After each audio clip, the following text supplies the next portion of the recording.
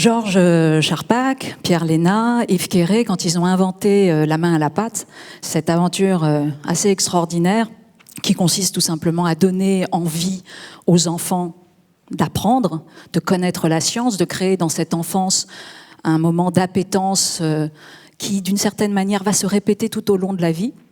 Leur idée, c'était, en tout cas leur hypothèse de travail, c'était de dire qu'il y a des fenêtres d'opportunité.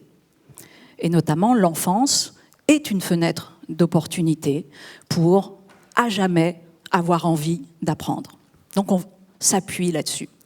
Mon expérience d'analyste, elle est sensiblement la même, mais inversée. C'est-à-dire qu'avec les patients, je fais l'expérience des fenêtres d'opportunité détruites.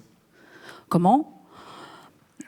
Je vous renvoie à Schreber. Qui est Schreber ? C'est un cas qui a été étudié par Freud, aussi par Lacan, aujourd'hui par Schoengold. Tous ont une formule pour dire cette chose qui est de détruire une fenêtre d'opportunité. Ils parlent de meurtre d'âme. C'est-à-dire, en gros, quand des parents ont la possibilité de détruire, par la maltraitance, bien sûr, mais pas seulement, par une absence de soins, par une absence d'attention, ils vont aller détruire cette fenêtre d'opportunité et cette envie d'inventer le monde, cette envie de découvrir le monde, de le connaître. Donc là, qu'est-ce qu'on voit ? On voit qu'il y a un continuum très très fort entre le soin reçu, notamment dans son enfance, et puis le soin que nous allons porter aux autres, l'attention que nous allons porter aux choses. C'est ce continuum des soins qui est très intéressant de voir. Et c'est peut-être ça, d'une certaine manière, l'éducation. L'éducation préservée toujours chez autrui, notamment un enfant, l'envie de commencer et de poursuivre ce commencement. Et d'ailleurs, éduquer, qu'est-ce que c'est ? Éduquer, c'est tout sauf de la perfection. Je dirais qu'éduquer, c'est pallier le manque de son enfance, c'est pallier l'insuffisance de son enfance. C'est une somme comme ça, une combinaison de conscientisation, de soins que nous avons reçus et puis des soins manquants. Éduquer, ce sera toujours donner ce qu'on n'a pas reçu.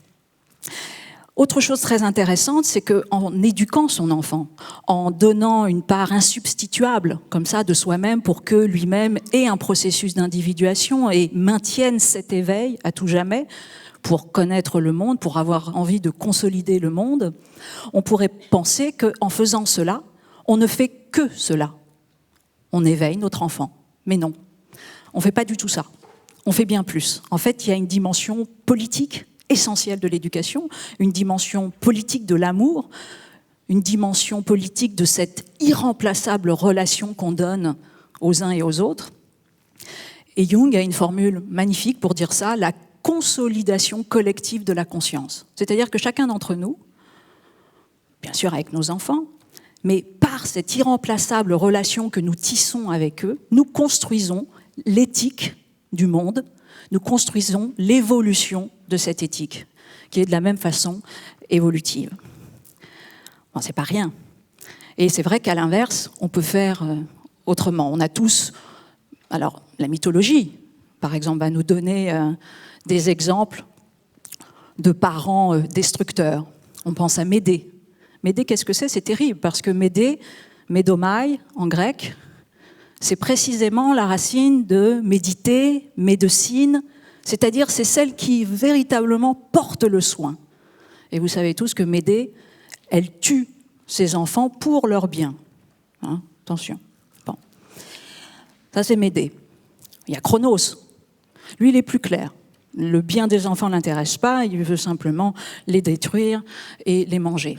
En tout cas, dans les deux cas, on va dire qu'un problème de la transmission et d'une mauvaise compréhension de qu'est-ce que c'est qu'être irremplaçable, c'est certain.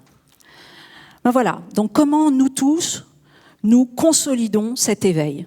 En fait, ce qui vient préserver, comme dit Jung, la consolidation collective de la conscience, ou plus simplement l'avenir de l'espèce humaine, la survie collective, ce qui vient préserver ça, c'est comment chacun d'entre nous, nous portons soin à autrui pour que lui-même soit en capacité d'être en éveil, soit en capacité de désirer connaître, soit en capacité d'inventer la suite. Et c'est la même chose pour l'état de droit. L'état de droit se nourrit également de nos irremplaçabilités. C'est pour ça que c'est toujours une chose terrible de voir quand l'état de droit ne porte pas soin au sujet que nous sommes. Parce qu'en portant soin au sujet que nous sommes, nous, bien évidemment, nous avons cette capacité à un moment donné de déployer notre individuation. Et quand nous déployons notre individuation, nous déployons notre désir de connaître et d'inventer la suite de l'état de droit. Et par un phénomène retour, c'est pour ça que l'état de droit, c'est toujours un phénomène, c'est un aller-retour, nous venons réinsuffler, réinventer, redonner du sens à cet état de droit. Donc voilà, simplement pour vous dire, je me souviens cette phrase de Winnicott, parce qu'il le disait un petit peu différemment, un bébé, ça n'existe pas. Parce que c'était assez violent. C'est pas, faut comprendre ce qu'il cherchait à dire par là. Il dit, voilà, la mère, là aussi, on pourrait bien évidemment ouvrir la fonction maternelle, la fonction parentale, disons, et paraphrasons Winnicott. La mère vient soutenir, bien évidemment, l'enfant, le holding, mais en fait, ce qu'elle vient permettre, c'est que cet enfant, ce bébé, puisse recevoir, je cite Winnicott, le monde à petite dose.